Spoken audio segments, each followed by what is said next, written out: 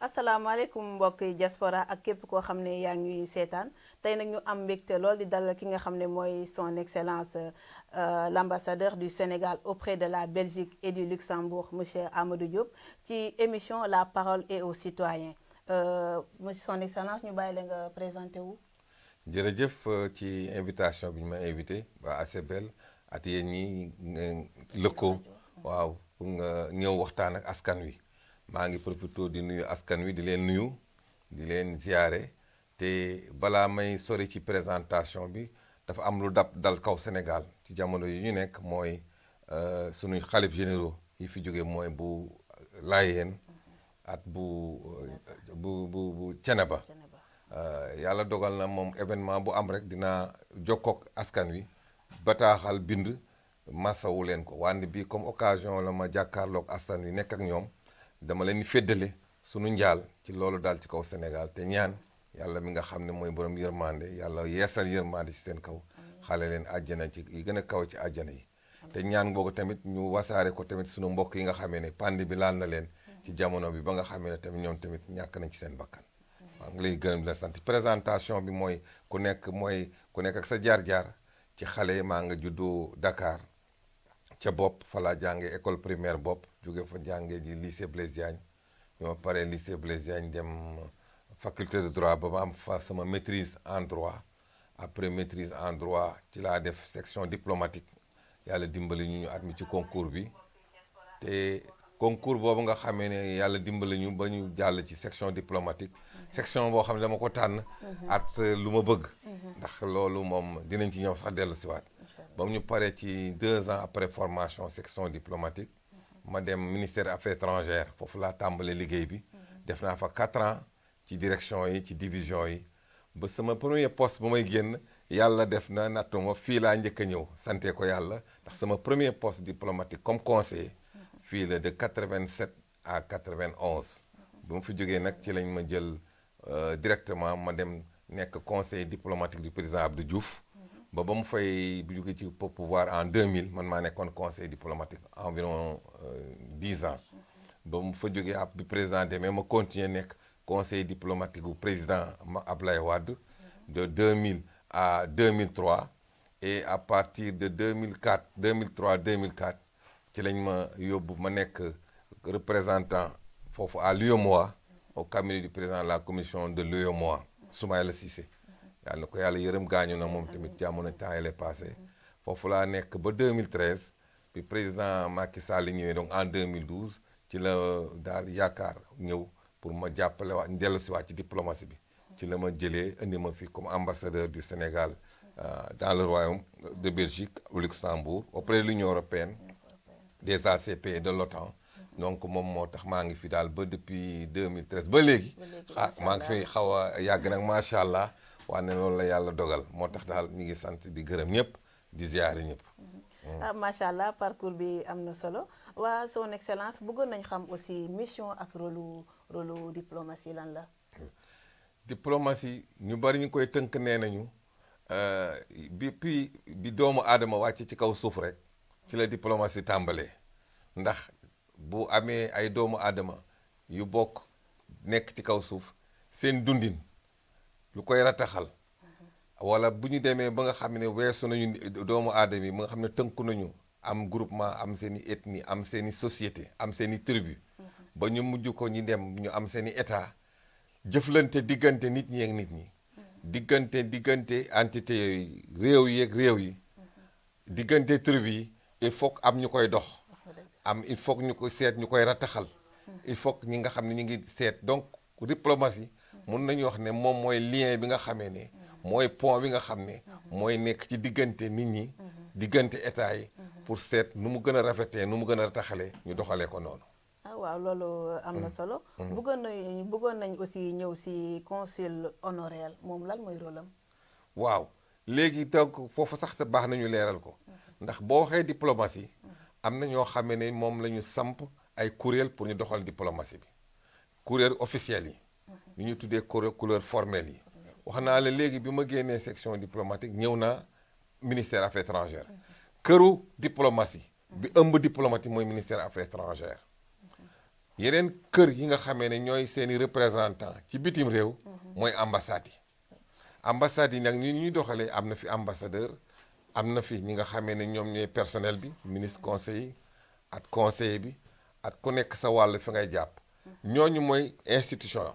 waaye ne dina soxla tamit ñoo xamee ne bien que nekkuñu ci yoon woowu département bi wala ambassade yi dañuy nekk ñoo xam ne dañuy ñëw pour jàppale ñu daanaka mën nañu leen tuddee ay bénévoles de la diplomatie donc consul honoraire yi mën nañu leen considérer comme ay bénévoles yoo xamee ne ñooy jàppale fii ambassadeur bi nekk ndax fii ci Belgique maa ngi représenté Sénégal mais représentation bi ci Belgique kuréel yëpp laa war a làmb Liège Anvers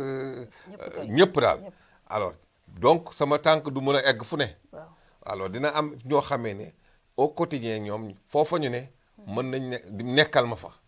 mais ñooñu dañ fay nekk ñëw ci seen bëgg-bëgg ñëw pour jàppale ñu donc consul honoraire yi mooy ñi nga xam ne dañuy ñëw bénévolement di ñu jàppale ci suñu biir liggéey boo ko xoolee nag ñoom bénévolement boo ko xoolee consul honoraire yi mooy ñoo xamee ne ñañu cosaanoo ca réew ma consul honoraire yi benn ñaar tamit il faut ñu wone seen bëgg-bëgg at ci Sénégal at seen taxawaay ci Sénégal ñoo ñuy consul honoraire yi wax nga dëgg juste maa ngi rappelé rek yéen ñi nga xam ne yéen a ñuy suivre mu ngeen poser seen question ci chat yi dinañ ko recueillir daal di koy poser son excellence mu indi ci ay leeral waaw bëggoon nañu xam aussi ambassade bi organe yi nga xam ne moo composé ambassade ak aussi ku mel ni man par exemple mu ñëw fi gan war a xam fan la ambassade bi nekk wala dina baax ñu joxe lieu bi ñu situé ko waaw loolu am na solo ndax nee nañu ñun suñu wàll mooy diplomatie ñëw jàppale diggante état ak état yi lu koy rataxal wante tamit gunge suñuy ressortissants sénégalais koy gunge nag il faut nga wan ko yoon wi donc yoon wu njëkk bi mooy fi mu situé wu suñu ambassade Sénégal mi ngi nekk maa ngi wax comme Belgique 196 avenue Franklin Roosevelt ci XL résidence bi nekk ca Uccle 10 39 Uccle waaw te ci biir li ma wax mooy yàlla dimbal nañu ba muy résidence bi muy ambassade Sénégal la ko moom ndax dafa am réew yu bari dañuy loué wante fii ñun Sénégal depuis indépendance ca la jëndoon ba moom résidence bi moom chancellerie bi donc ambassade bi daal mu nga nekk 196 avenue Franklin Roosevelt résidence bi nekk Uccle defe naa sénégalais yi miin nañ ko ndax daanaka dinaa ci recevoir ñu bari ca ambassade ba te tamit résidence bi bu ñuy def suñu fête nationale defe naa ne mbokk yi dinañ ci ñëw di fa teewee waaw réponse bi am na solo lool am nañ sax benn internet boo xam ne posé na benn question moom mi ngi laaj ci consul honoraire yi nan lañ leen recruter est-ce que dañ leen di fay si oui par qui waaw léegi consul honoraire kenn du ko recruter ndax dañuy recruter ku ñuy fay consul honoraire yi dañ leen di tànn dañ leen di choisir choix bi moom mi ngi reposer ci li ma waxoon naa critères yooyu koo xamee ne waa réew mi la benn ci biir réew mi am na fi taxawaay bu rafet ñu gëstu ko ñetteel ba dafay am foo xam ne dañ fay jaar mooy dañuy seet ku nekk bu ñu présenter candidature am ñun dañuy ñëw def enquête bu ñu defee enquête ba xam ku nekk sa taxawaay ndax da ngay jël balaa nga koy proposer dañ ne pour consul honoraire da ngay jël au moins ñetti candidat segg leen après bu ñu leen seggee nag nga yónnee ko ci réew ma suñu réew daal ne leen kat ci enquête bi ma def kii ak kii ko taxawaay a ngi noonu bu ñu demee nag ba réew ma xool ba gës ko ba noppi ñoom ñooy tontu daal ne ci ñi ñetti ñi daal kii la ñuy tànn waaw parce que bu demee affaire étrangère dañ ko gëstu ñoom tamit buñ ko gëstoo dañ ko yóbbu président moom mooy validé nag bu président validé ci la ñu yónnee ne kii consul honoraire bi choisir nañ ko te comme ni ma ko waxee choix bénévole la buñ ko tànnee ci critères yooyu ba noppi bu ñëwee ci la ñuy jéem a def formalité yi wante am na lu ci am solo lu Sénégal bëgg ne kii consul honoraire am la fi la koy tànn il faut que léegi ñu jaar ci yoon wi nga xamee ne moom la waa Belgique tracé ci yoon woowu la ñuy jaar mënuñu ko wàdd Belgique moom mooy tracé ne réew mu nekk fii at ni mu dëkk bi tëddee nañ ne da ngay am benn nga mën a am Flandre benn Wallonie te exceptionnellement mën nañ la may ñetteel ci importance su communauté sénégalaise fu ñu bari waaw bande réew mi dañ ne fii ni réew mi tëddee munoo am fu nekk consul honoraire dañ ne léegi réew mu nekk da ngay am benn ci Flandre benn ci Wallonie ndax seen équilibre yooyu noonu lay demee donc ñun bu ñuy tànn ci foofu la ñuy jaar ñaareel ba tamit ñun Sénégal am nañu chance donc am Flandre kenn am Wallonie benn mais ñun compte tenu suñu poids ak suñu ñun vraiment privilège bu ñu defal mayaat nañ ñu beneen poste consul honoraire ca Liège ba loolu mooy fi ñuy jaar donc bu ñu demee bañ ne ñii candidat yu crédible lañu ci poste yooyu ci la ñuy doog a dugal lu ñu wax exéquatur ci ministère affaires étrangères belge ñoom tamit ñu xool def seen enquête ba bu dee ñooñu day na seen xel ñu soog ñoo jox ne accord kii mën a nekk sa consul honoraire noonu lañ koy tànnee foofu lañ koy jaaree wante duñ leen fay amul bénévolat la waaw waaw gis nañ ne tontu bi leer na loolu ci question bi nga xam ne benn internet moo ko laajoon bëggoon nañu xam son excellence problème yi nga xam ne yaa ngi koy jànkuwanteel ci sa mission waaw daanaka loolu moom la wax ne nii sama papa li mu la wax ne ci sa biir kër taa boo xëyee rek am nga loo war a jànkaarloo war ko faj loolu mooy liggéey bi xam ne au quotidien dina am loo xamee ne comme on dit booy doxoon diggante état ak état diggante war a assurer protection ressortissants yi ci tënkal wax naa la léegi luy diplomatie dama ko tënk wante diplomatie dafa am ci fu ñu koy jaaralee képp ambassadeur bu ñu nommé ak diplomate ngay liggéey ci réew nee nañu da ngay tënku ci loi ak règlement dëkk ba benn ñaar tamit boo ci tënkee ci loi règlement yi lépp looy def da nga koy jaarale at fi ñu ne yoon yi mooy ministère affaires étrangères waaw te diplomatie dama wax ne rek ne mooy rataxal diggante mais diplomatie dafa ëmb lépp diplomatie ëmb na économie diplomatie ëmb na finance waaw diplomatie ëmb na commerce diplomatie ëmb na culture diplomatie ëmb na affaire consulaire donc loolu muy ëmb yëpp war nga cee mën a taxaw il faut nga am ci yooyu jaar te comme ni ma la ko waxee fii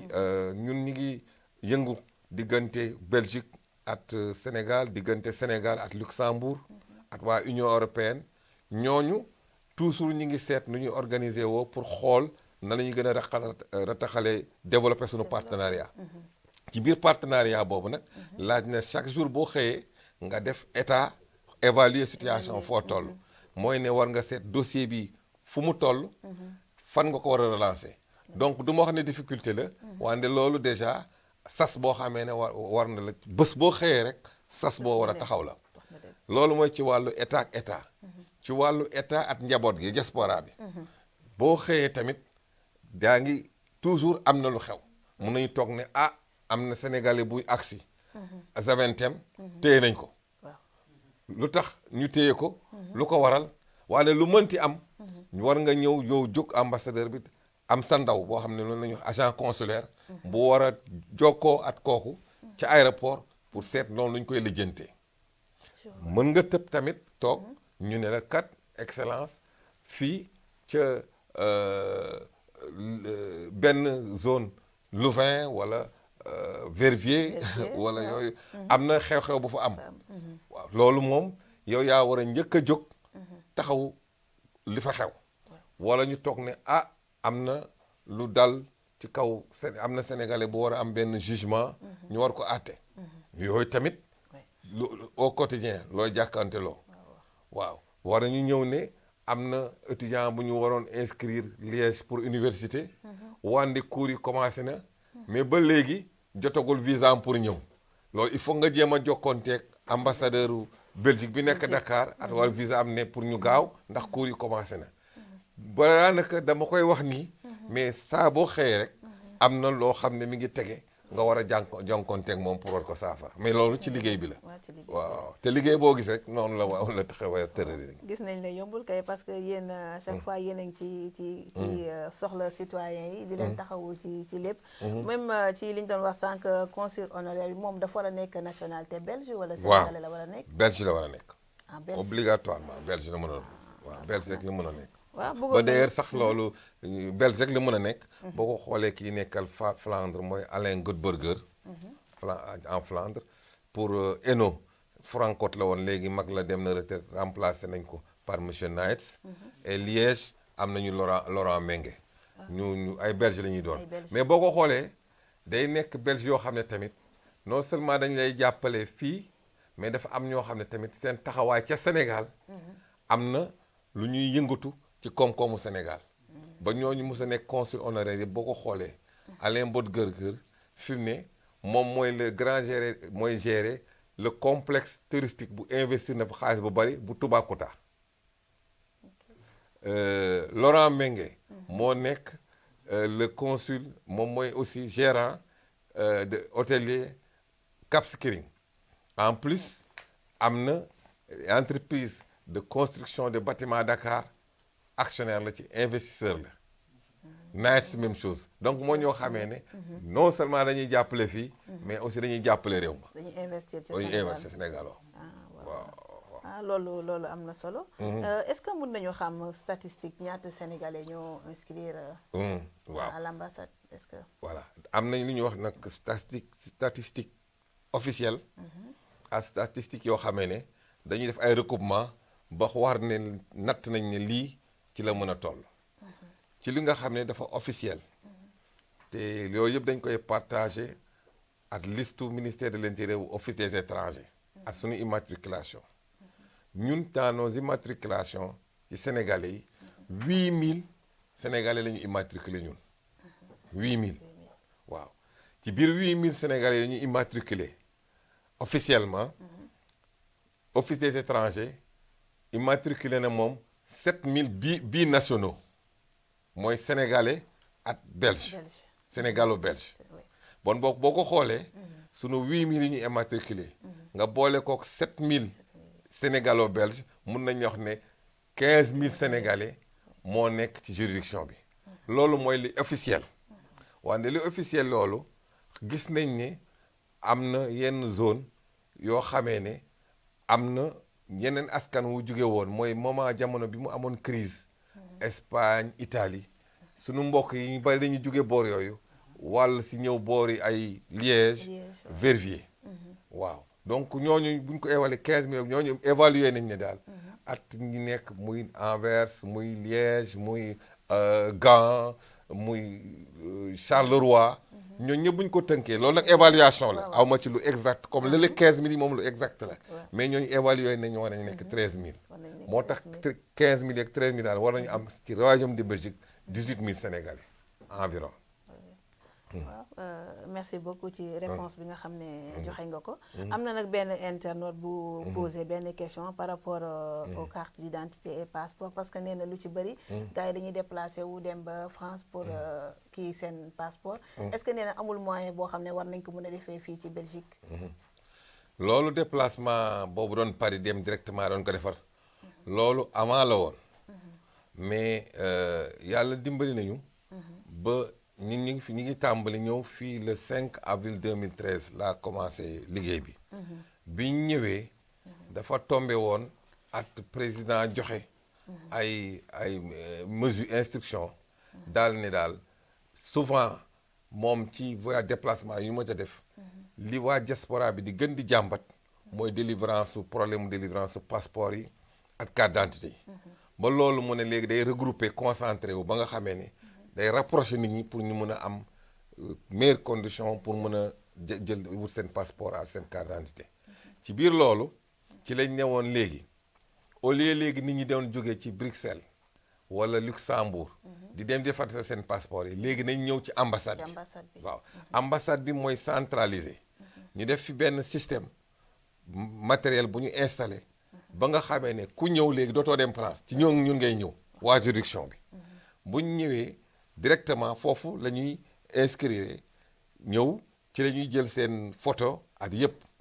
alors buñ ko boolee ba mu mat à peu près 100 moyenne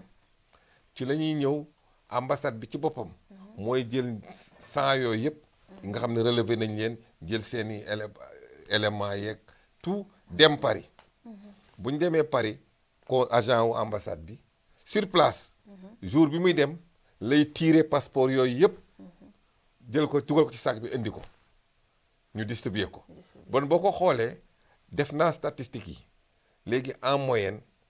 chaque 2 mois am na valise bu dem mooy ne dañuy def total bi ma ko xaymaawee pour ñu am atteindre nombre de 100 personnes ça prend généralement 1 mois mais 1 mois yooyu bu matee immédiatement day dem def passeport yi bu ñëwee distribuer ko bon boo ko xoolee normalement ku déposer passeport au bout d'1 mois war nga jot sa passeport voilà donc loolu mooy système bi nga xamee ne Bruxelles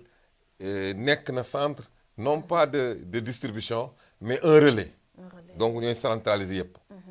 ba nit ñi bañ a dem directement mais nag il arrivait à ce que am ñoo xam ne 1 mois boobu dafay xat ndax dañuy am lu jàmp lu leen dab ñu war a voyager wala ñu am itte mais yu mel noonu dañuy wax traitement en urgence loolu damay woo le consul bi nekk Paris ne ko kat kii mënul xaar sama agent bi ñëw at sans liste bi kii dafa am urgence léegi mi ngi ñëw nañ ko programmer alors bu ko programmer mu ne na ñëw suba moo wax agent consulaire nañ ko wax kooku dem yooyu mooy cas situation exceptionnelle à d'urgence mais bu dul loolu ñu ngi koy organiser tey daal fi ma nekk fii globalement système bi moom mi ngi dox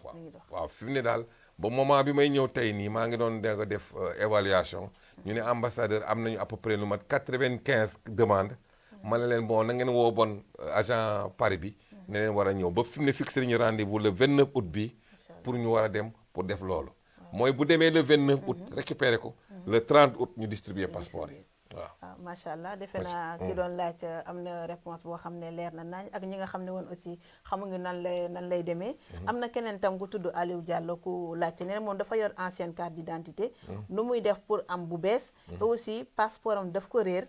mais pas le numéro comment faire bon passeport d'abord lu la réer li nga ñu war a njëkk a def mooy def déclaration perte waaw déclaration perte kayit boobu ak récépissé bi moom ngay ñëw indi ci ambassade bi at carte d'identité bi donc ci récépissé boobu ci ngay ñëw def demande ci demande boobu dañuy traité pour defaat renouvellement de passeport war a proroger passeport ci lañ koy traité même chose lañ leen di traité waaw maa ngi profité nag ci occasion bi pour wax ne waxoon naa ne léegi ñun depuis ñu ñëw système boobu lañ def ba yëf yu gën a ratax mais juste président jël na mesure il y a de cela 1 mois daal ne va créer un nouveau système ou directement au lieu ñun ñuy jël photo yi di jël kii fii agent bi di dem léegi ñu ko désormais ñu def système boo xam ne directement ñun ñuy produire waaw fii nii et que on espère que d'ici bon jox na instruction au ministère de l'Intérieur ñi ngi jëg a préparer les dispositifs pour que très bientôt loolu mën a nekk effectif waaw loolu dafay gën a day gën a rataxalaat yi fii rek daal loolu am na solo xam naa damay ñëwaat ci question sànq bi maa ngi la laaj organes yi nga xam ne moo composé ambassade bi dina baax ñu xam organigramme ambassade bi nan la demee waaw organigramme ambassade bi ñun comme ni ñu ko waxee sunu ambassade Belgique dafa am lu ñuy wax particularité daal di am ñaari banqaas yoo xamee ne ci la wéeru banqaas bu njëkk bi mooy bilatéral mooy suñu digganteeg Belgique suñu digganteeg Luxembourg te ci biir Belgique tamit xam nga ni dëkk bi tëddee am na lu ñuy wax entité fédérale bi ak entité fédérée yi Flandre Wallonie yooyu yëpp dañ ko war a développer suñu coopération am na nag beneen branche bi ñuy tuddee branche multilatérale mooy ñu nag Union européenne ñu nag ACP ñu nag OTAN ak ñu nag OMD organisation mondiale des douanes alors boo dee am nga nag bànqaas yu mel noonu di war a liggéey ak yooyu yëpp il faut nga organiser wu pour seet loolu lépp noo ko mën a couvrir ba looloo tax ba organe bi ni ambassade bi ni ñu ko organiser wu am na ambassadeur bi am ministre conseil bi nga xam ne mooy second jàppale ambassadeur bi ci liggéey bi te léegi après am na ñu ñuy wax conseil yi conseil yi am na ñuy lijjanti mbirum économie bi wax naa la diplomatie dafa ëmb lu bari am na conseiller boo xam ne mooy yore mbirum bon ministre conseiller bi mooy soutenir jàppale ambassadeur bi mais aussi mooy suivre actualité politique bi ci dëkk bi ak moom ak ambassadeur bi parce que nag ambassadeur yi aussi dañuy rendre compte seen réew réew ma nga nekk nan la tëddee lu fa xew at ni muy évoluer donc ñooñu au quotidien day suivre évolution bi am na conseiller bon mu waxee mooy yore mbirum économie bi moom seet nan lay koy rataxalee am beneen conseiller bon économie et commercial beneen conseiller bi mooy yore les affaires culturelles ak sociales donc deuxième branche boobu ñetteel bi am na beneen kuréel boo xam ne mooy yore affaire consulaire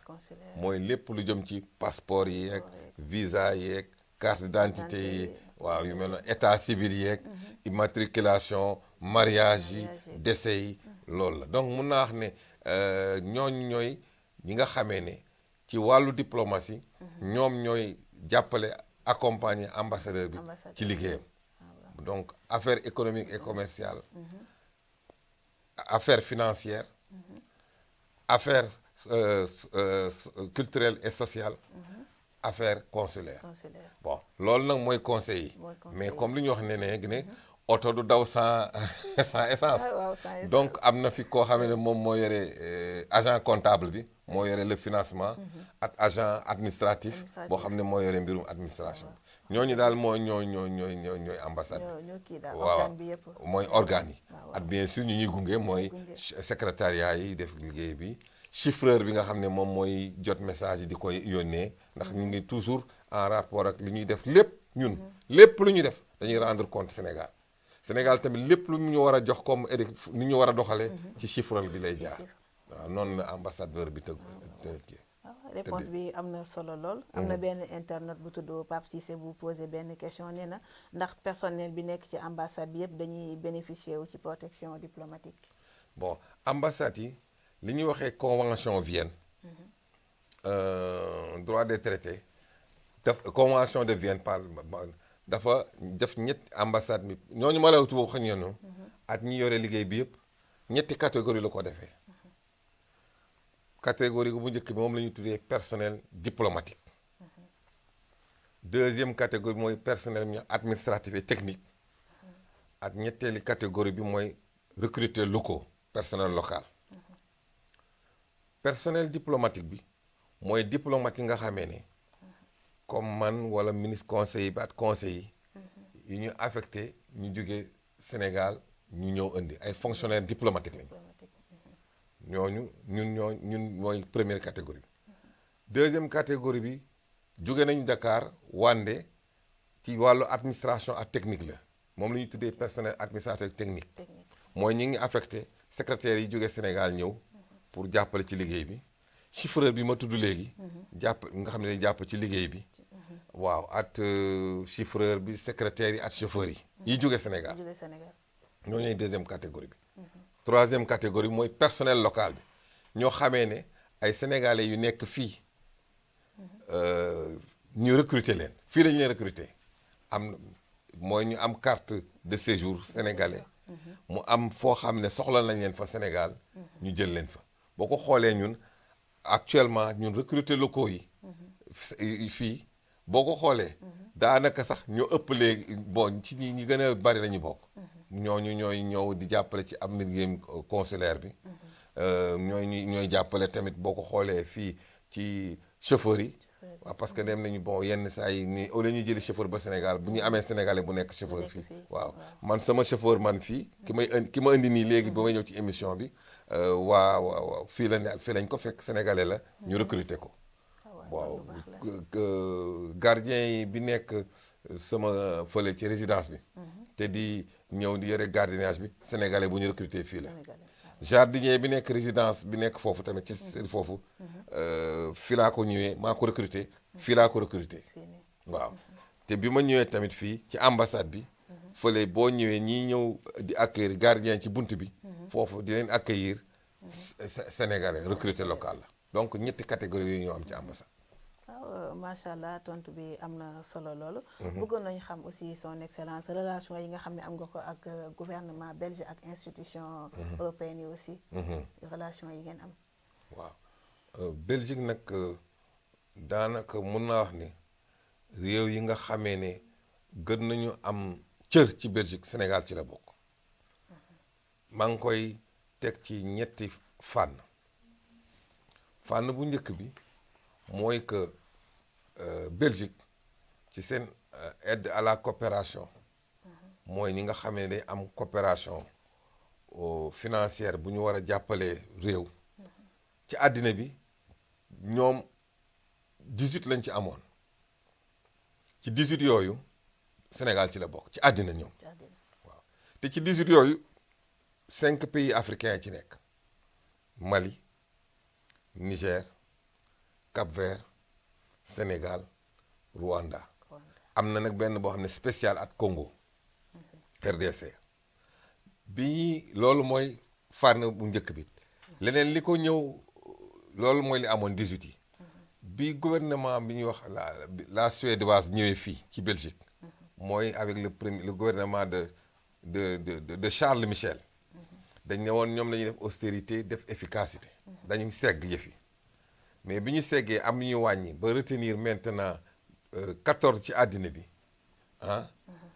ak 4 ci Afrique Sénégal maintenir nañ ko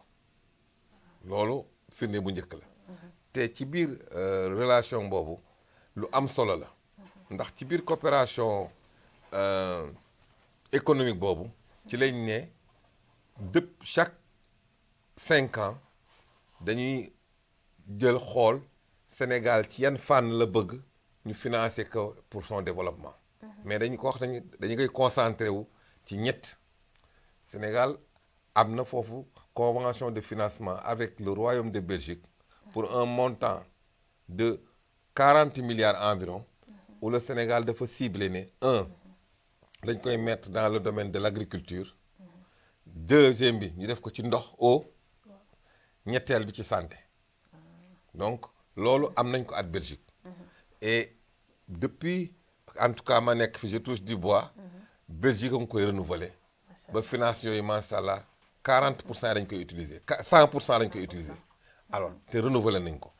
te loolu ñu am at Royaume Belgique at état fédéral am nañ ko avec entité fédérée de Wallonie-Bruxelles on a foofu à peu près 30 milliards aussi ba mel nañ ko accent bi ñu ngi ko dugal ci formation professionnelle beneen bi pour ci entrepreneuriat féminin lañ ko dugal beneen bi ci éducation ak culture te financement yooyu tous les 5 ans se renouveler ñu ngi koy doxal loolu mooy ci wàllu économie ci wàllu politique chaque fois que le président ñëw fii il est reçu par le roi par les autorités belges te bi ma fi ñëwee ba léegi ñi ngi sant yàlla il y a eu au total 6 missions économiques belges fële au Sénégal où entrepreneurs belges yi dem nañu pour le financement fii aussi organiser nañ fi 4 missions économiques avec la chambre de commerce belgo-luxembourgeoise tegaat ci tamit li nga xamee ne nañ ci sant yàlla pour la première fois un pays africain à part l'Afrique du Sud ñu def ko invité spécial bu la foire de Gand Sénégal la woon loolu am nañ ko fii ci Belgique bon pour wax ne buñ ko tëkkee ci sans compter nag ci biir relation mbirum politique mbirum sécurité ak éléments yooyu yëpp bu dee Sénégal am na ay diisoo entre les kilifa yi am ci réew mi ak waa Belgique Sénégal teg nañ am na fu ñu koy teg ba Belgique bi muy def campagne am pour def conseil de sécurité mais Sénégal la njëkk a wax ne yéen xam nañu seen taxawaay ci biir CEDEAO dañu bëgg ngeen mobiliser pays yooyu pour ñu jàppale ñu loolu wane nañ ñoom fi ñu teg Sénégal waaw bu naa ne daal sur le plan du partenariat de la coopération avec la Belgique le Sénégal est l'un des pays boo xam ne moo gën a bénéficier ci coopération boobu ba waral na bi ñuy def les 50 ans de coopération de la Belgique avec l'Afrique ñu ngi ko organiser Sénégal et le premier ministre bu Belgique moo ñëw d'alors Charles Michel accompagné de l'ancien vice-premier ministre qui était le ministre de la coopération mooy actuel premier ministre bi Alexandre De Croo ci lañ ñëw Sénégal ba ñu demee bëri dem nañu Mérina Dakar dem nañu fu ne pour ñu vivifier coopération boobu loolu rek firnde la waaw loolu mooy avec le royaume de Belgique avec l'Union européenne tamit noonu foofu la toll loolu sax weesu na ko daanaka parce que Union européenne ñoom dañuy financer ak don la de du prêt ci don boobu le Sénégal a en moyenne pour chaque 5 ans à peu près 300 milliards 300 milliards tous les 5 ans te 300 milliards yooyu ñoom ñu Sénégal lay xool fan lay concentré wu ñu financé ko ci la ñu financé woon foofu tamit ci agriculture bi dugal nañ ko ci énergie dugal nañ ko une partie boo ko xoolee nañ ne au moins Sénégal ñoom gis nañ ne li ñu dugal ci xaalis ñi ngi gis tax nañ mais Sénégal réglé na le problème de l'énergie ñu ne mais le Sénégal léegi agriculture li ñu doon wax c'est l'un des pays qui a réglé à 90% hein, sa sécurité alimentaire le Sénégal da daan importer 80% ceeb Brésil Pakistan Inde maintenant le Sénégal produit 80% avec le riz de la vallée ak Casamance 80% kii et d'ici normalement li ñu évaluer 3 ans bu ñu augmenter rendement yi le Sénégal dina am 100% ceeb bi donc pour dire que effort yi ñuy def at financement yooyu gis nañu ñu ngi commencé di gis njëriñam. kon ay don la du prêt. non don la financement don la et don yooyu dinañu permettre vraiment Sénégal bokk ci pays yi gën a financé. ba actualité bi d'ailleurs. ba ñëpp a ngi koy coow. mooy ci problème mu Covid bi vaccin. Le Sénégal va être le premier pays africain à avoir une industrie de production du vaccin contre Covid. bëggoon naa ci ñëw sax. waaw parce que Union européenne bi président ñëwee fii. ñëw na fi visite du 11 au 14 avril. ci lañ ne ko bon ñun xam nañu programme Sénégal yaa ngi nii ñu ngi koy réaliser. mun leen waaw on fait les financements mais léegi am na prochain financement yu war a ñëw. mais léegi il faut pas que ñu toog toujours ne domaine dañu xool léegi yeneen domaine novateur yoo xam ne dañ mën a def financement parce que pour le prochain cycle de financement on prévoit que le Sénégal aura 450 milliards. 450 milliards ci 450 milliards yi mu ne léegi il faut que ñu adapté wu ci léegi les nouveaux besoins te mu ne besoin bi gën a taxaw ne këtt nañ jot c'est la santé mu ne nag une partie nañ ko dugal ci santé de une autre partie mooy sur les comment dirais-je la digitalisation gis ngeen data center bi am à Diamniadio mu ne léegi waaw troisième financement bi mu ne leen sur l'employabilité des jeunes comment donc trouver des projets pour financer les jeunes et quatrièmement aussi mu ne comment lutter contre l'érosion côtière ak la qui cause des dégâts et ci biir loolu ci lañ leen donc nañu anticiper 100 milliards qu'on va mobiliser pour mettre avec l'Institut Pasteur pour lancer d'ici 8 mois pour que l'industrie de vaccin mun a Sénégal mu ko produire ça c'est avec notre coopération avec l'Union européenne. loolu moom bu amee dina doon lu ñuy rafetlu macha allah ak problème aussi employabilité des jeunes aussi. nekk na loo xam ne lu am solo la. am na tam kenn koo xam ne dafa ñëwaat ci employés locaux yi. moom dafay laaj ne. fan la seen budget bi ñu leen di jox ñoom fan lay jugee. ba am na kii nag xam naa benn kii la rek Victorine moom nee na ndax ci recrutement bi dafa am parité wala personnel local bi. ndax ci recrutement dafa am parité wala nan lay demee. waaw comme on dit comme ni ma la waxee li ci ëpp ci dafa am une partie buy ñëw. am na léegi boo ko xoolee les recruteurs locaux. boo ko xoolee partie yi ñuy jël. ñi ci ëpp moo ko waxee am na ñi ngi ci chauffeur yi. comme sama chauffeur Ablaye. am na ñu nekk fële jardinage bi am na ñu nekk fële aussi gardien fële ci ambassade bi donc ñooñu ci ëpp moom moo doon góor ñi la bon li ci ëppoon nag ci Sénégal ci ambassade bi recruter locaux yu jigéen ñi ci secrétariat lañu daan nekk la ñuy nekk waaw léegi nag ñu ngi espérer ndax nee nañu recrutement booy def il faut mu am poste budgétaire mooy recruter locaux lañu mais ci budget Sénégal la ñu ni fayee différence bi mooy que ñi nga xamee ne diplomate lañ ñi ngi jugee Sénégal comme ñun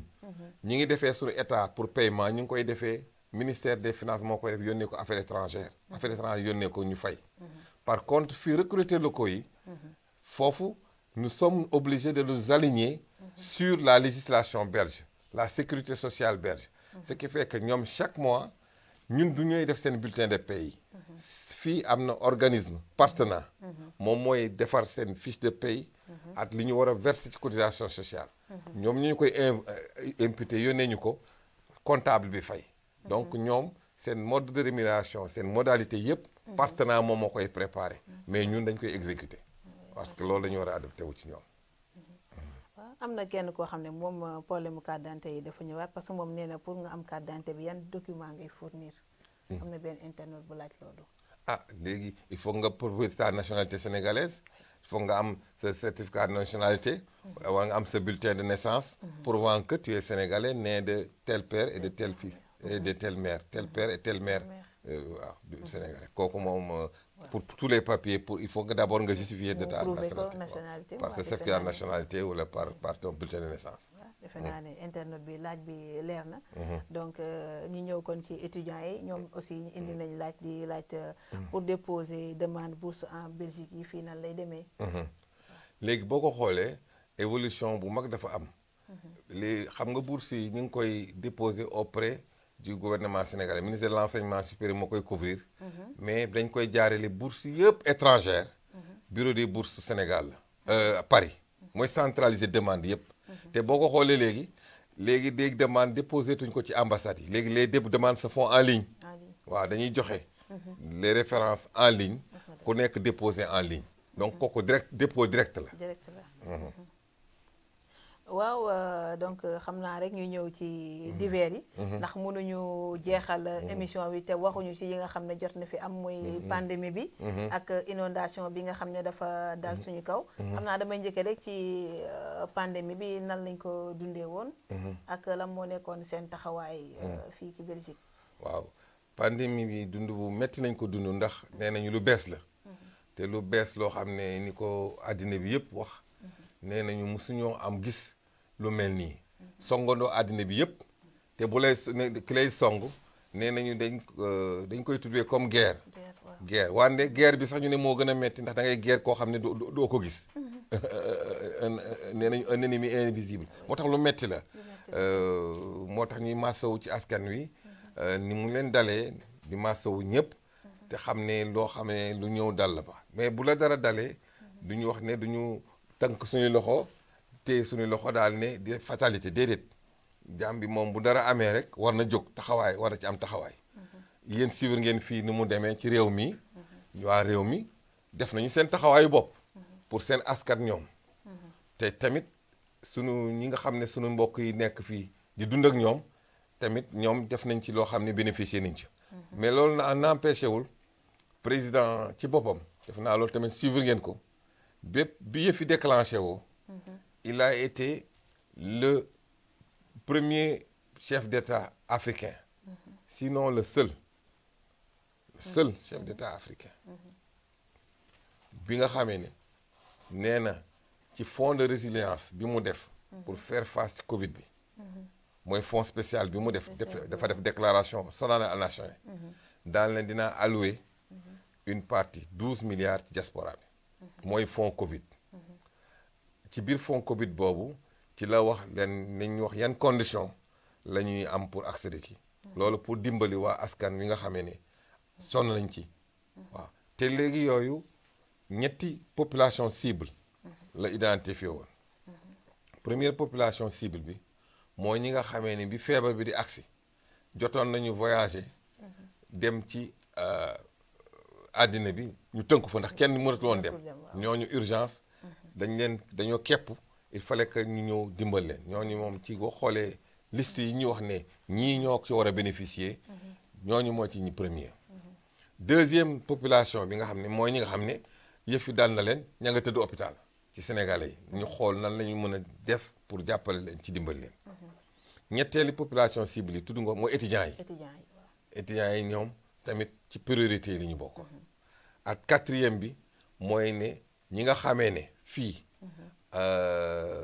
ci war na ñàkk liggéey wala ci am nañu jafe-jafe daal te amuñu CPAS mooy ne bénéficié wuñu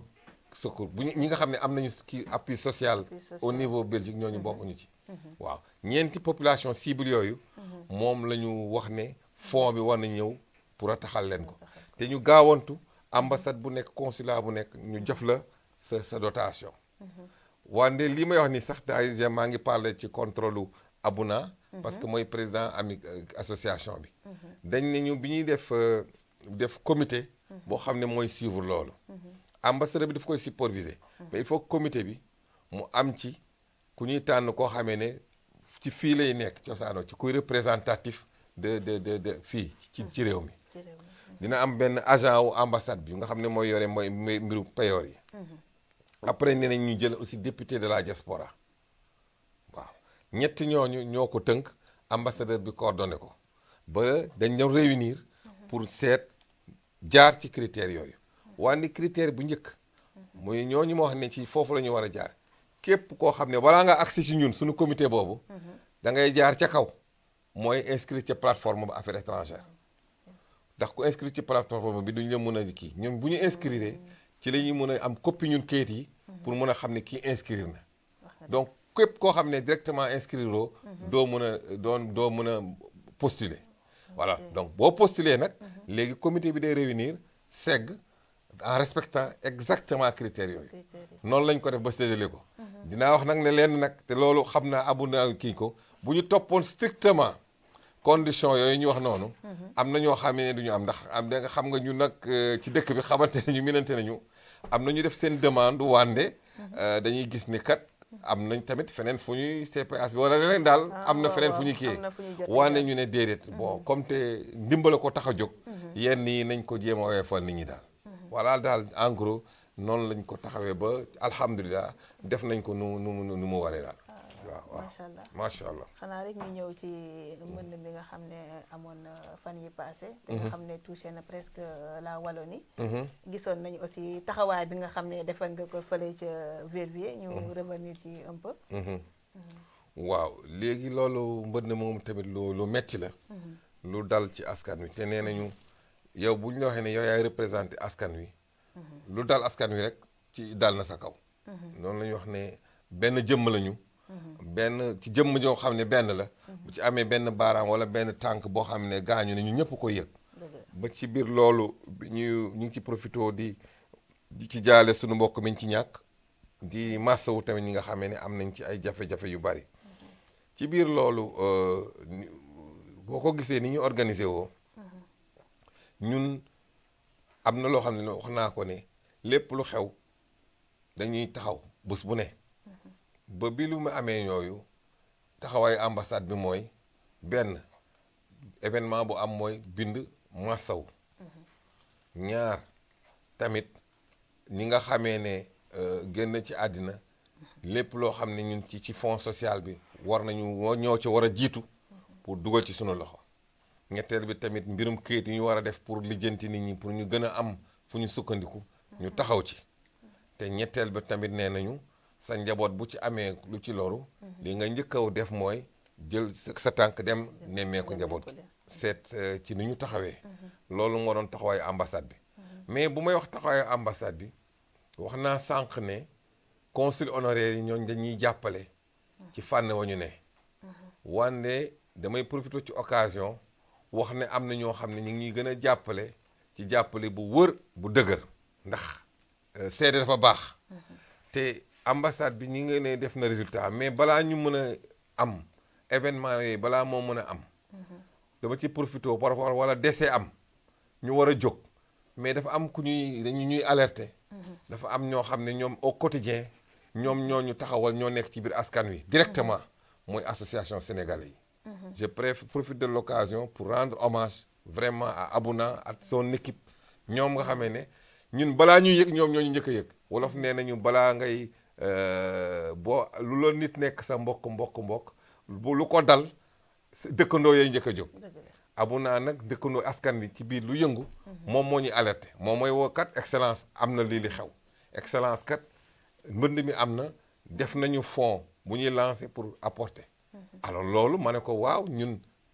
ngay yombala liggéey bi mais ñun dañuy ñëw apporter suñu contribution donc loolu may wax noonu taxawaayu ambassade bi la mais nee nañu taxawaay mooy jëmm juy dem mais jëmm du dem sans ay tànk te mun naa wax ne Abouna ci tànk yooyu la bokk c'est association bi donc là c'est un travail bu ñuy def en complémentarité en communion parce que noonu la wax ne y a la diplomatie formelle il y a la diplomatie informelle et il faut une conjugaison de cette diplomatie formelle et informelle pour que ensemble on puisse naviguer ensemble en fait ñaari loxoy tàccu te ñaari loxo yooyu ñoom dañuy boole seen doole pour taxawu askan wi ba loolu lañ ci def te liñ ci def rek xeeb nañ ko ndax lépp loo war a dem jàppale sa mbokk war koo dimbali nañ ko ci def wante en tout cas taxaw nañu sur le plan modestement matériel at li ñu jumtukaay yi sur le plan moral sur le plan affectif te yooyu ñoo ko bokk vraiment waaw. macha allah taxawaay bi daal rafet na. parce que bu yàggul man j'étais témoin bi nga ñëwee fële Verviers di nemmeeku sinistré yi ñu fa amoon. ñoom Awa Sidibé ak Aram. ñu ñëpp dañ ko rafetlu ndax nit nekk ci problème rek déjà gis mbokkam ñëw di xool ci li mu nekk rek loolu déjà boo feebaroon sax wér nga. waaw loolu tam ñu ngi la ci jaajëfal. am na nag benn internaute bu posé benn question nee na par rapport ak personnes yi nga xam ne Covid bi daf leen touché woon. nee na après distribution secours bi nga xam ne état amaloon na ko. est-ce que am na nee na moyen pour faire quelque chose encore pour eux. bon loolu xam nga déjà c'est bon ñu leeral loolu. fonds yooyu ñu côté fonds Covid bokkul ak fonds wu ambassade bi. fonds Covid bi kooku am na ñu wax ne l'ordonnateur national le ministre du budget bu Sénégal. moom moo koy alloué directement. envoyé ko agent comptable bi bu ko yónnee compte agent comptable bi ñun chaque fois ñu defoon attribution agent comptable bi day teew di marqué ba paiement bu mu def ba noppi après day rendre compte ministère des finances daal ne ko tant de personnes la ñu attribué tey ça faisant un nombre de temps donc décaissé naa temps il reste temps bi ñu defee globalement daal je n'ai pas les chiffres en tête mais à peu près def nañu wan montant bi ministère finance dégagé woon budget bi on avait exécuté 90% 86% ou 90% montant bi ñu joxoon si mes souvenirs sont bons aw ma exactement mais 86% ou bien 90% il devait rester soit 10% yoo xam ne alloué ko 10%. bon comme ça bu ñu nee sur peut-être dama wax comme ça sur 100 000 euros. mun naa wax ne peut-être les 90 000 euros ont été dépensés. 92 000 euros même. il devait y avoir resté peut-être à peu près ay 8 000 euros. bon 8 000 euros yooyu sax man bu doon sama sago.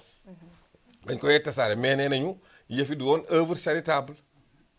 dañu ne nii ngeen koy joxee catégorie yi ngay joxe. te comme ni ma ko waxee léegi bu ñu toppoon sax strictement loolu. les textes dañuy duñu sax joxe xëy na peut-être moitié bi. mais ni ma doon tooñee agent comptable bi wax ne ma excellence dama naan ko dans la vie il y a les textes il y a l'esprit des textes. bien sûr textes yi mooy ne fii la ñu war a yem. mais l'esprit des textes moo doon nañu seet nañu gën a mën a dimbalee ni mu gën a yaatoo. te c'est dans cet esprit là la ñu président wax nag nañu topp esprit bi. bi ñu toppee esprit bi nag dem nañu ba ci foofu. alors reliquat boobu desoon kooku ministre agent comptable bi mu pare dafa ne boucler nañu excellence léegi man j'ai l'obligation tout fonds non utilisé doit être rétribué au ministère des finances. kooku dépendre sax ci man ça c'est l'agent comptable. bon bi mu defee loolu n'empêche man seetoon naa ci biir li desoon ci fonds social bi reliquat période boobu continuer mais kooku sama coobare bopp la woon ci fonds sociaux yi di dimbali ñeneen ñi ba fonds yi jeex ba ci biir dimbali boobu sax xawal na ma indil coow ndax dama ne bon léegi lali jeex na mais am na ñoo xamee ne ndeysaan ñu ngi continuer bëgg ku leen dimbali. ma ne bon ci biir yërmande léegi naa jël ci fonds sociaux yi nga xam ne dafa war a dimbali ci pour bu ñu war a apporter contribution pour war a yóbbu depp koor wala yeneen daal. jafe-jafe ma ne nañu jël ci loolu ba tànn ci à peu près amoon na 6 personnes yu defoon demande. mais ci biir 6 personnes yooyu daf ci amoon ñoo xamee ne bien que biñ ko ñëwee ñu soumettre ma ko dama ne écoutez ñi nañ leen dimbali. ma wone ne ñaataa fi des ñu ne ma excellence li fi des ci fonds sociaux yi bariwul je crois que il reste à peu près bari waroon dépasser 1 million. ma ne nañ ko am na 6 personnes yu defoon demande te amuñu nañ leen ko séddale. mais ci biir séddale boobu. ci 6 personnes yooyu. il s'est trouvé que 3 yi man sax xaw ma ko woon ndekete dañuy def politique. bon non seulement dañuy def politique mais dafa am parti boo xam ne fa la ñu fës. alors am ñu tëb ne ambassadeur bi foo yi ñëwoon mi ngi continuer di ci dimbali waa benn parti te man fekk ne loolu suñu comité bi def na liggéeyam ba mu pare ba pare mais ci sama reliquat fonds sociaux yi desoon na ci 1 million ma ne nañu xool 6 yi nga xamee ne ñu ngi insister te mënuñu woon am parce que remplir ñu critères yi ñu dimbali leen ko waane bon comme on dit àddina noonu la da ngay dimbali rek mais fexeel ba looy def nga def ko at bonne conscience at yéene parce que malgré loolu après le temps xam nga le temps mooy leeral yëpp yàlla leeral na yëf yi ba tout s'est pas bien passé alhamdulilah. sant yàlla rek sant yàlla sant ndax yàlla am na kenn ku doon laajte statistique gu secours yi nga xam ne dañ ko octroyé au Sénégalais en Belgique. am na ko doon laaj ak di laaj aussi nombre de personnes yi nga xam ne dimbali nañ leen. bind naa yëpp nañu dem utiliser comme ma ne di liggéey bi moom sax laaj na ba laajte montant bi nga xam ne moom lañ distribué. mel ne la actuellement fii maa ngi ko ne na dem immédiatement dugg ci site ambassade bi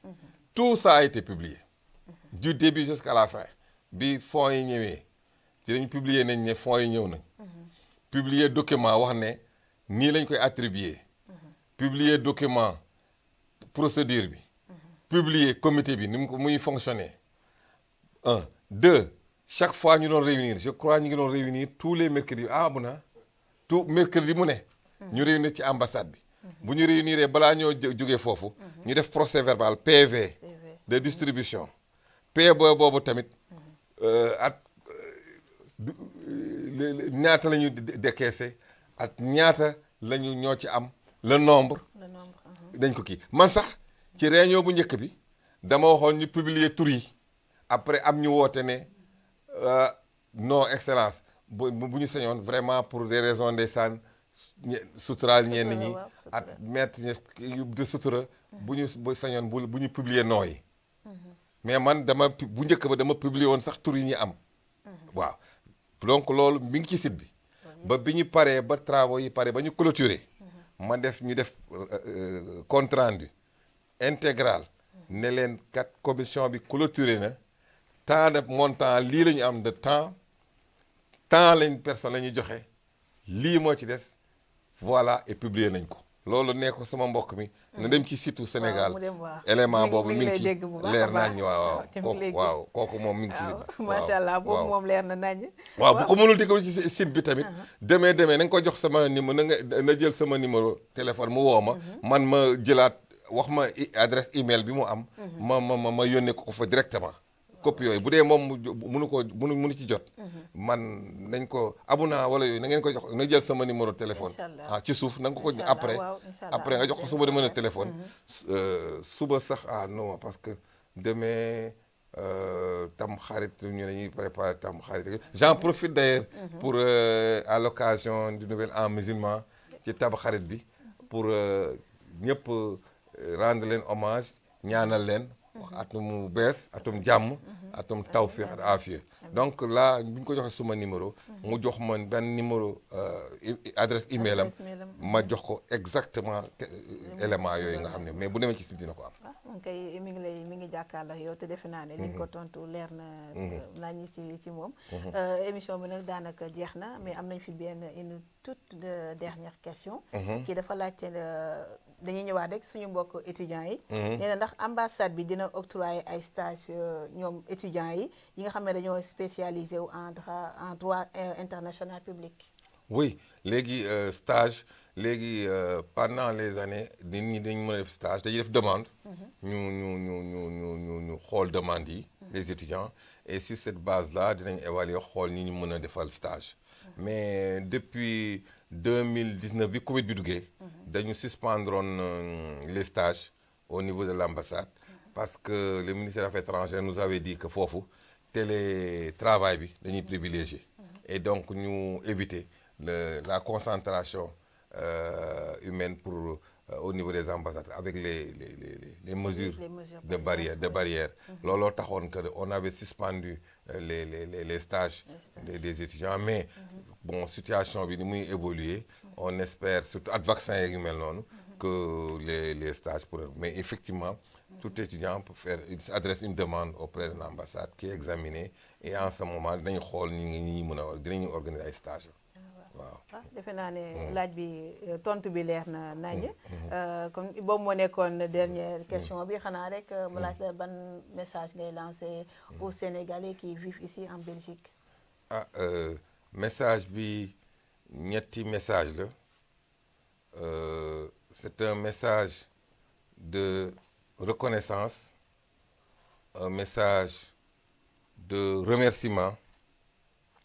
et un message de confiance. Message bi may njëkkee mooy reconnaissance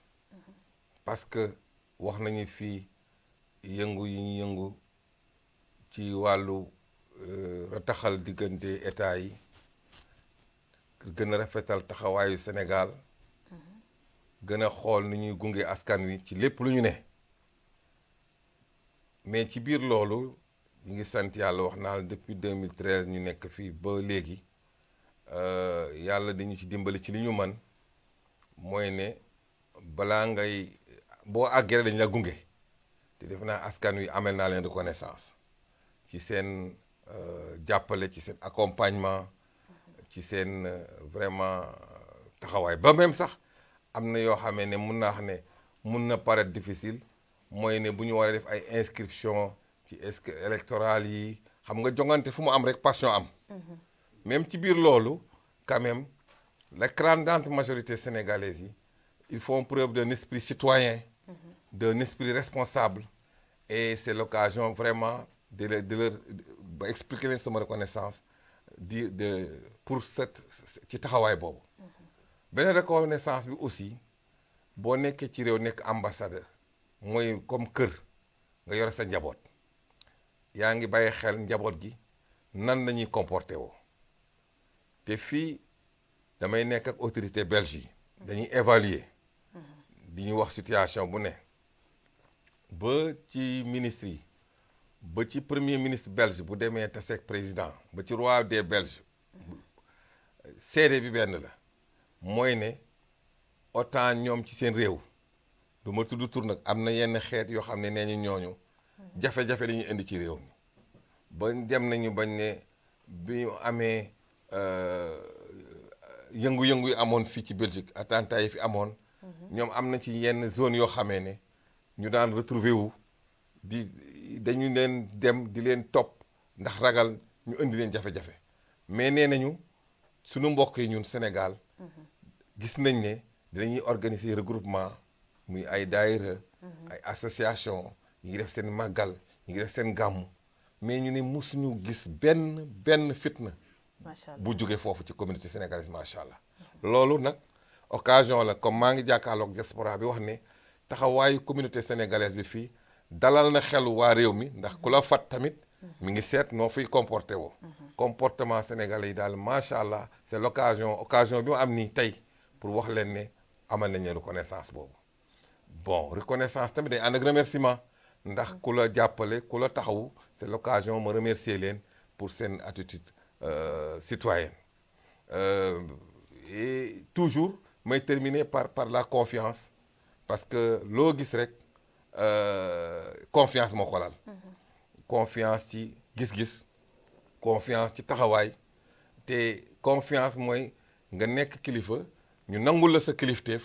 loolu confiance la donc confiance boobu ñu am ci man maa ngi leen occasion la ma féddali leen ko réaffirmer leen tamit ne ñun suñu taxawaay nekkuñu fu lu dul servir askan wi nit nag matul benn liggéey matul du ñàkk xëy na mu am jafe-jafe mais suñu taxawaay daal mooy servir leen servir askan wi nekk à la disposition de askan wi yëpp nag sans exclusif ndax comme on dit c'est l'État du Sénégal c'est la République donc nous sommes là à votre service nous continuons à être à votre service et c'est l'occasion de dire par les associations que j'ai déjà mi ma tudd fii dont la ACBEL du ma ci tari di ko wax et loolu c'est depuis le départ je suis arrivé en 2000 juste bi ma ñëwee mu amoon tournoi bu ñu doon def mais avant tournoi bi am na lu rëy lu ñu def mooy que la résidence du Sénégal nga xam ne dafa rëy mi ngi fële UCL nekkoon dans certains états ñu waroon ko mettre salubrité assainissement defaraat yu bari mais dañu def journée spéciale un dimanche mobiliser ñëw nettoyer yëpp defaraat yëpp loolu defaluñ ko seen dëkk lañ ko defal c'est le Sénégal quand il y a eu la coupe du monde ma toog gis élan patriotique ça je me suis dit ça c'est un comportement qui mérite d'être salué quand l'équipe nationale s'est déplacée fële au Luxembourg le drapeau a flotté bref bu ma fi nekkee di wax ne loolu ce sont des actes de confiance des actes qui sont posés qui font que nous sommes vraiment confiants pour ce qui se fait avec vous avec les associations avec tout le monde bon loolu nag moo tax ma ne c'est mon dernier mot et comme on dit nul n'est infaillible j'en profite de l'occasion bu ci amee loo xamee ne ci wax ji tey wala ci liggéey bi am na lu soox te mu waroon gën a rafet ah ñu ngi koy massaw ñu ngi koy jéggalu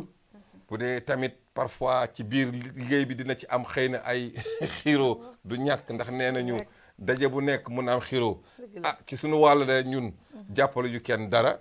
parce que bu dee am na sax ñoo xam ne tooñ nga leen te yëguloo ko ndax am na mos naa waxtaan ak góor gu baax ndeysaan maa mu saaxo mu ne ma doom del dëkk ci di jéggulu ndax mu ne mun ngaa tooñ nit sax te yëgoo ko xëy na xool nga ko xool boo xam ne neexoo ko wala nga def doxalin boo neexal loolu occasion la tamit ma jéggulu ci askan wi wax leen nous sommes à leur disposition wax na leen seen ndaw la en tout cas on a essayé de faire de notre mieux pour leur servir le reste nag yàlla xam parce que nee na li wala wax ne foo jullee fajar julli tisbaar julli tàkkusaan timis at gee defe naa safa witu soreetul boobu nag maa leen di wax waxi wolof wande lu mënti am rek mooy ne ñun on a essayé de faire notre mission autant possible et être à votre service et je crois que àddina noonu lay doxee et que bon toute chose a une fin mais j'espère que nous serons encore dans de bonnes dispositions mais en tout état de cause rek askan wi la rek ak institution bi parce que ñun sommes des hommes nous passons les institutions demeurent waaw moo tax loolu mooy sama dernier mot. waaw ñun tam ñu lay jaajëfal kontaan noonu loolu ci am la comme invité ndax question yi nga xam ne wax dëgg yàlla internet yi posé nañ ko déglu nañ ko réponse yu pertinente yi nga xam ne sax jox nga ko ba man mi nga xam ne sax amoon naa ci yenn question yoo xam ne am nañu ko posé man it am naa ci ay leeral di la jaajëfal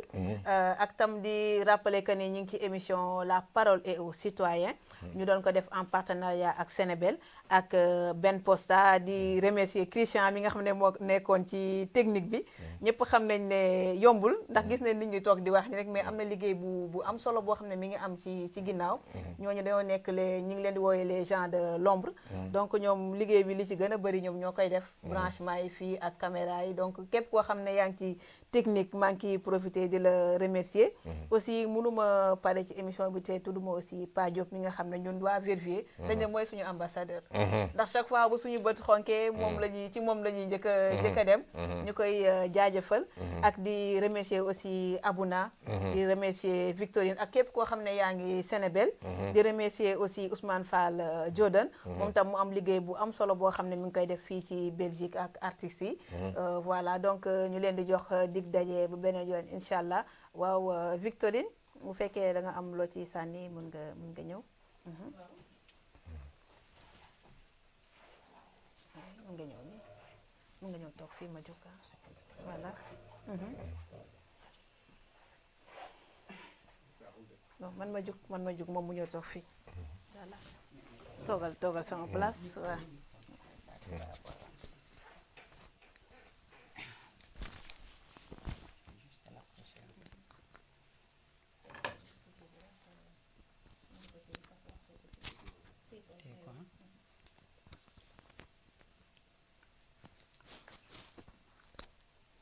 waaw Salam alaikum la communauté sénégalaise et on va dire africaine. Tey ñoo ngi doon waxtaan ak sunu excellence monsieur Diop ambassadeur du Sénégal qui est là depuis waaw ñoo ngi ñëw tey di waxtaan dañ ñëwoon tey di waxtaan ak yéen ak suñu ambassadeur excellence Amadou Diop représentant la diplomatie sénégalaise. Alors ñoo ngi doon parcourir un peu dans son entièreté la mission, comme on sait combien elle est difficile et délicate. Et nous pensons que vous avez apporté des réponses aux questions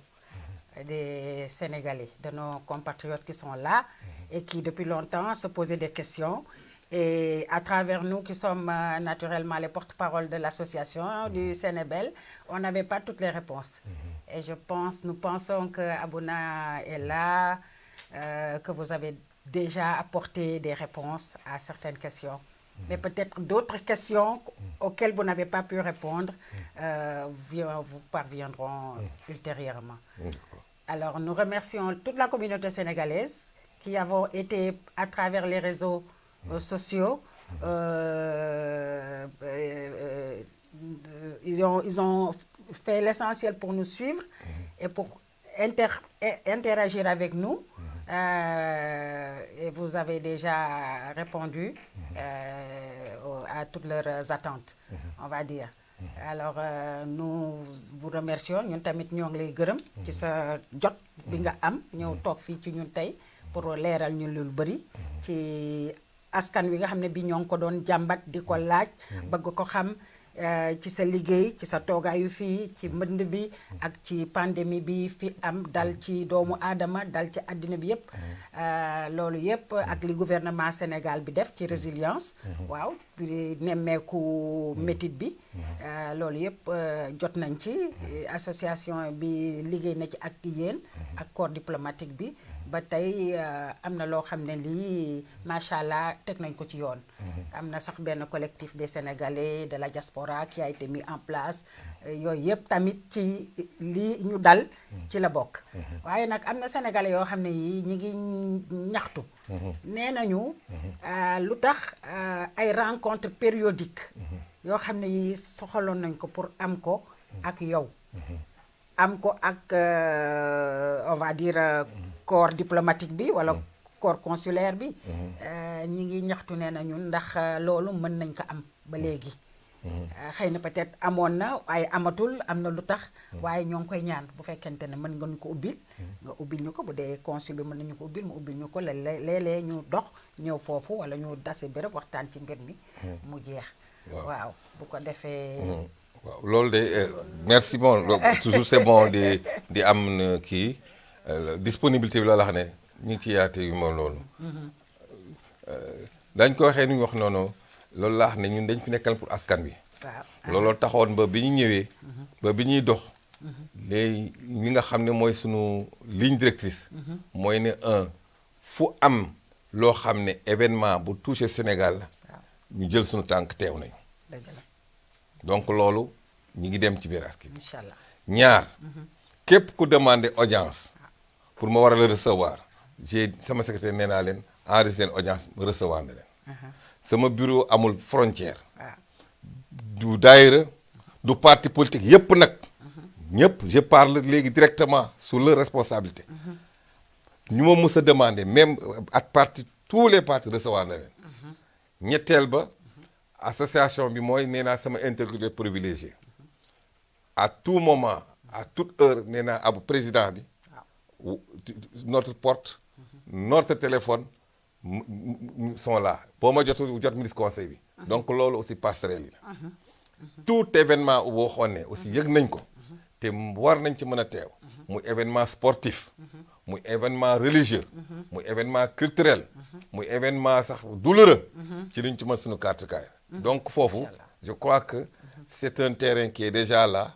et il appartient aux autres de venir vers ñun. D'accord, ok. Bon loolu donc li fi newoon daal dara jógu fi. dara jógu lenn rek moo ko àcc fi ne mooy mbënd mi. waaw mbënd mi mooy safurla mooy pandémie bi. waaw moo tëye ñëpp sax. pandémie bi moo tënk ba depuis 2019. même ñun téléservice la ñi dañuy liggéey lundi. mercredi comme par exemple am na yenn jours yoo xam ne courrier bi bureau la may fekk dañ pour éviter les concentrations. donc je crois que li fi nekkoon jógu fi. et ñu ngi ko on est toujours là ouvert disponible. De manière pleine et entière. Vraiment loolu mooy sunu taxawaay et continuer maintenant à demander à 11h ñu continuer dans cette lancée de citoyenne lancée citoyenne républicaine patriotique et jàpp rek ne ñun dañuy assurer institution yi au nom du Sénégal au nom du drapeau du Sénégal. Mais comme on dit, les hommes passent, les institutions demeurent. Même les présidents de la République passent, l'institution demeure. C'est la raison pour laquelle il faudrait que Sénégalais yi xam ne ki incarne institution bi fi ñu toll amel nañ ko war nañ ko warmaal. waaw waaw loolu présence la aussi pour wax la ne war nañ ko warmaal en toutes circonstances. waaw et que man ambassadeur bi sama rôle ko en tant qu'institution mooy aussi veiller à ça pour éviter à ce que parfois dans certaines circonstances mu am xeet certains débordements qui peuvent aller sur ces malentendus. Je crois que nous tous, nous sommes là, nous tous Sénégalais. Et comme on dit, c'est la parole des citoyens. Et c'est un citoyen, le premier des citoyens qui parle à ses compatriotes citoyens. Et entre citoyens, les moyens de frères, moi, profito de la bonne fête de Tamkharit. Merci beaucoup. Avec un bon couscous. Et yalla barkel. Bon, maintenant, amna ci mbënd mi ñu ma jotul woon ñëpp mënu ñoo teew fu ne. Mais ñi nga xam ne jotuma leen a gis xamal ne nous sommes de cœur, tout cœur avec eux. Et que nous communions avec eux. Ceux qui sont aussi dans ci hôpitaux yi feebar tamit. Suñu xelang ci ñoom ñu ngi ci métti nii comme j'ai dit maa ngi fi nekk incarné on a à peu près 15 000 Sénégalais bon bu ma sañoon 15 000 bu ne sama porte ubbeeku wala ma teew ci yooloon mais àddina moo bindee noonu munoo teew fu ne munoo teew ci lu ne voilà ñu ngi lay remercier bu baax ñoo ko bokk ci sa jot ak taxawaay bi yëpp ñoo ko di bokk remercier tamit Fatou Mbaye nga xam ne bi tamit moom patriote la jóg na tey dox si tànku patriote ñoo waxtaan ak askan wi ak yow waaw dox ci li nga xam ne lii lépp mooy soxla Sénégal yi te dégg nañ ko yaakaar naa ne ñi nekkul sax Europe fii dégg nañu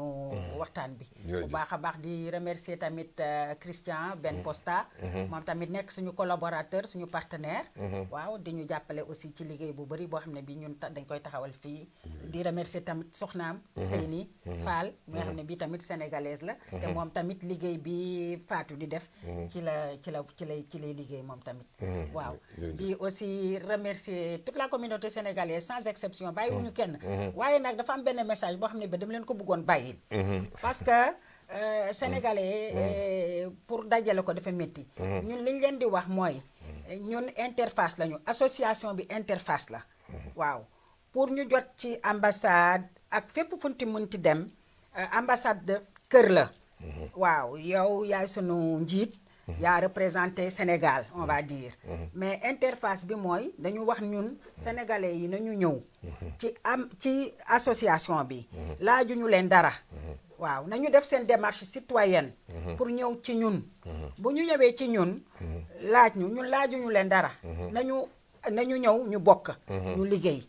ndax li kenn mën fukk ko dàq léegi bu ñu ñëwee ñu bokk liggéey bi bu ko defee ñëw ci kër ambassade bi ñëw ci kër gi day yomba waaw bu fukk fëggee dinañ ubbi moo gën kenn ñoo fëgg donc dañ leen laaj pour ñu ñëw ñu adhérer abonnement par an la méttiwul teguñu leen ko waaw bu ñu ñëwee nag ku nekk yaa xam fi la sa loxo toll nga ñëw boo amul sax nga ñëw nga bokk jël sa doole dugal ñun loolu la ñu bëggoon waaw ñu koy ñaxtu nag sénégalais ñu ñëw ñoo ngi leen di remercier bu baax ci seen déglu ci seen taxawaay ak ci seen jot di remercier suñu partenaire ak suñu collaborateur yi fi nekkoon yi fi taxawoon tey jërëjëf di la delloo njukkal ñoo ko bokk jërëjëf merci beaucoup merci